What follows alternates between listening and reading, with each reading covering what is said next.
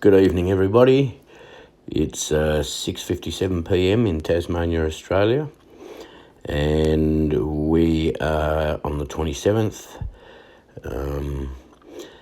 We've got the 28th and the 29th to look forward to, and the 30th and the 31st. See what happens on those days. Just coming on to keep everybody encouraged. Remember, we're still in this very, very high watch period up until the 31st of October.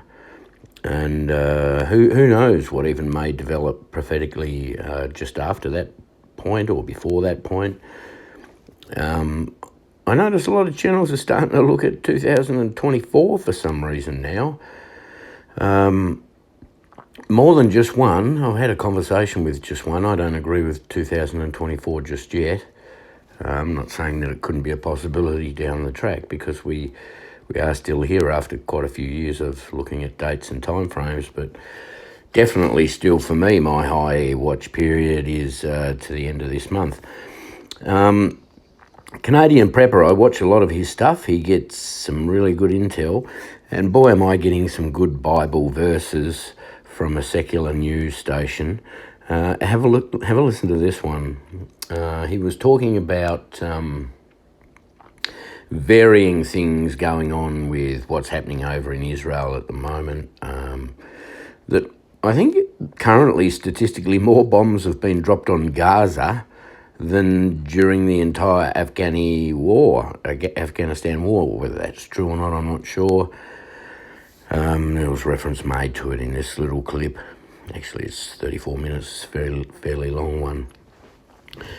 But some of the things that I'm trying to bring out of these videos is not necessarily whether they're true or not, whether they're media sensationalism or not. I'm just trying to bring out the secular world and where it's starting to say things that align with biblical prophecy.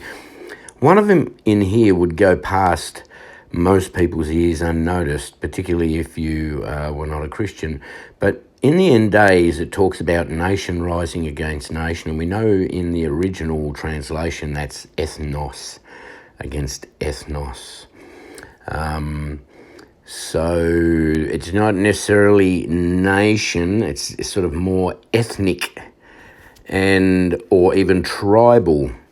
And have a listen here to the reference of tribal war. It just lines up so perfectly with what's said in Revelation.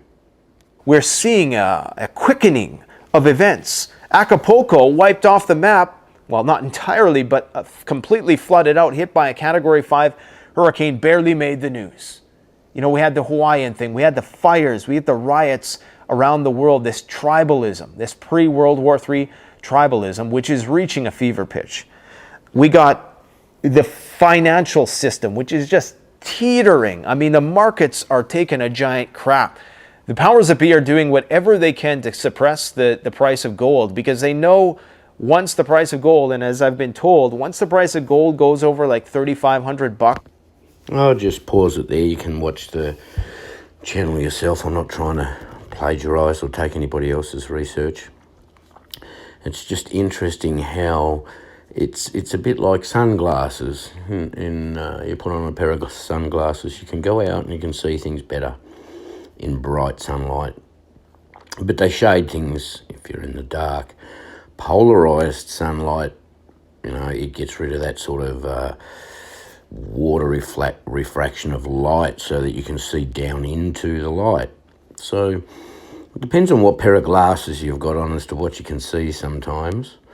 It's interesting how, although this channel doesn't really have Christian glasses on, if you listen to the sort of up to about the 6-minute mark where I'm at 4:40 now, 4 minutes and 40 seconds, if you listen to what's said, it's almost like a modern, super modern translation of the book of Revelation. He's basically saying every single thing that's in the book of Revelation without once quoting the Bible or even realizing that he is almost quoting the Bible. We are in some very, very precarious times now, and I think something is going to pop off over there in Israel at any moment. Keep watching, guys. Remember, we're saved through the work, the sacrifice, and the perfect life of Jesus alone. We cannot bring any works to the Father. We are but filthy rags. We truly are. God bless.